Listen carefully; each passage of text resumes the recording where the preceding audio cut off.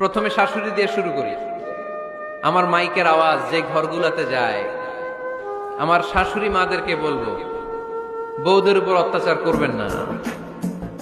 ছেলেরা প্রশ্ন করে, তোর কাছে তোর বউ বড় না আমি বড়? আছে না নাই? এটা একটা প্রশ্ন হইল। তোর বউ বড় না আমি বড়? দুইজনেই বড়। তা এক ছেলে সুন্দর উত্তর দিছে, আমার কাছে ভালো লাগছে উত্তরটা শুনে। এক মা প্রশ্ন করছে, তোরে এতদিন আমি লালন পালন করে বড় করলাম, জীবন যৌবন তোর জন্য শেষ করলাম, আজকে বউ পাইয়া বউ তোর আপন হয়ে গেল? এবার ছেলে উত্তর দিছে, মা আমার মুখ থেকে মা ডাক শোনার জন্য তুমি কি কষ্টটাই না করছো জীবনে। 10 মাস আমারে পেটে ধারণ করলা, খাইতে পারো নাই, বমি করছো, খালি ওষুধ খাইছো, তোমার পেট কেটে আমারে বের করা হয়েছে, 2 বছর আমারে দুধ খাওয়াইছো, পেশাব পায়খানা পরিষ্কার করেছো, বয়স যখন 3-4 তখন তোমার আমি মা ডাকছি, এই মা ডাকটা শোনার জন্য তুমি এত কষ্ট করছো। আর আরেকবারের মাইয়া এই ঘরে আইসাই তোমার মা ডাকা শুরু করছে।